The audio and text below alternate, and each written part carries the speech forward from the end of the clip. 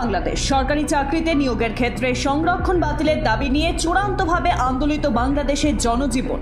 মূলত সরকারি চাকরিতে সংরক্ষণ বাতিলের দাবি নিয়ে আন্দোলনে নেমেছে বাংলাদেশের ছাত্র যুব সমাজ, যার জেরে এই মুহূর্তে রাজধানী ঢাকা সহ সে দেশের বিভিন্ন প্রান্তে মঙ্গলবার পুলিশের সঙ্গে সংঘর্ষে জড়িয়েছে আন্দোলনকারীরা, যার জেরে মঙ্গলবারই 6 জনের মৃত্যু হয়েছে। অভিযোগ, পুলিশ ছাড়াও ওই আন্দোলনকারীদের উপর বাংলাদেশের প্রধানমন্ত্রী শেখ হাসিনার দল আওয়ামী লীগের ছাত্র শাখাও হামলা চালিয়েছে বলে দাবি উঠেছে, যার জের এসে পড়ল ভারতেও।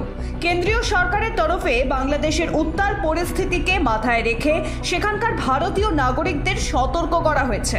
বাংলাদেশের প্রথম সারির সংবাদপত্র প্রথম আলোয় প্রকাশিত খবর অনুযায়ী মঙ্গলবার চট্টগ্রামে 3 জন, রাজধানী ঢাকায় 2 জন এবং রংপুরে 1 জনের মৃত্যু হয়েছে। এছাড়াও মঙ্গলবার বিকেলে চট্টগ্রামের মুরাদপুর এলাকায় সংরক্ষণ বিরোধী ছাত্র যুব মিছিলে গুলি চালানোরও অভিযোগ উঠেছে।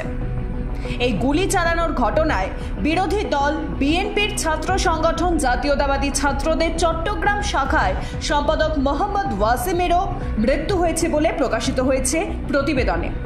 প্রসঙ্গত, এর আগেও 2018-তে সংরক্ষণ বিরোধী আন্দোলন দেখা গিয়েছে বাংলাদেশে। 2018 পর্যন্ত বাংলাদেশের সরকারি চাকরির নিয়োগে মোট 56% সংরক্ষিত এবং 44% নির্ধারিত ছিল সাধারণ কোটার জনগণের জন্য। সংরক্ষিত 56% আসনের মধ্যে 30% স্বীকৃতিপ্রাপ্ত মুক্তিযোদ্ধাদের স্বজনদের জন্য, 10% নারীদের জন্য, বিভিন্ন জনজাতির মানুষদের জন্য 5% এবং প্রতিবন্ধীদের জন্য 1% আসন সংরক্ষিত ছিল। 2018 সালে কোটা বিরোধী আন্দোলন বড় মাত্রায় আকার ধারণ করার পর প্রধানমন্ত্রী হাসিনা নির্দেশ দেন মুক্তিযোদ্ধাদের স্বজনদের 30%, নারীদের 10% এবং জেলা খাতের 10% আসনে সংরক্ষণ বাতিলের। প্রধানমন্ত্রী হাসিনার নির্দেশ অনুযায়ী জনজাতির 5% এবং প্রতিবন্ধীদের 1% আসন সংরক্ষিত রাখা হয়। এরপর সেই আন্দোলন থেমে গিয়েছিল। এরপর 2021 সালে হাসিনার ওই নির্দেশের বৈধতাকে চ্যালেঞ্জ জানিয়ে 7 জন মুক্তিযোদ্ধার স্বজন হাইকোর্টে আবেদন করেন। গত 5 জুন হাইকোর্ট রায় দেয় হাসিনার তৎকালীন নির্দেশ অবৈধ ছিল, যার অর্থ ফের আগের সংরক্ষণ ব্যবস্থা চালুর নির্দেশ দেন বাংলাদেশের উচ্চ আদালত।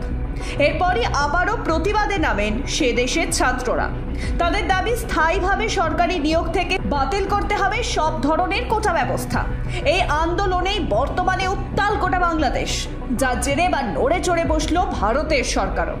বৃহস্পতিবার কেন্দ্রের নরেন্দ্র মোদী সরকার এই মুহূর্তে বাংলাদেশে বসবাসকারী ভারতীয় নাগরিকদের এবং পড়ুয়াদের উদ্দেশ্যে সতর্কবার্তা জারি করেছেন। এদিন ভারতীয় বিদেশ মন্ত্রকের তরফে জারি করা সতর্কবার্তায় বাংলাদেশে বসবাসকারী ভারতীয় নাগরিক এবং পড়ুয়াদের ভ্রমণ বর্জন, বাড়ির বাইরে বেরোনোর নিয়ন্ত্রণ করার বার্তা দেওয়া হয়েছে। এছাড়াও ভারতীয় বিদেশ মন্ত্রকের তরফে ওই বার্তায় ভারতীয় নাগরিকদের প্রয়োজনে ঢাকায় ভারতীয় ইনকমিশন, চট্টগ্রাম, রাজশাহী, সিলেট এবং খুলনার উপ হাইকমিশনে ফোন এবং হোয়াটসঅ্যাপের মাধ্যমে যোগাযোগ করারও পরামর্শ দেওয়া হয়েছে। প্রসঙ্গত, বাংলাদেশের কোটা বিরোধী আন্দোলনের জেরে বৃহস্পতিবার সকাল থেকেই কার্যত স্তব্ধ হয়ে রয়েছে বাংলাদেশ।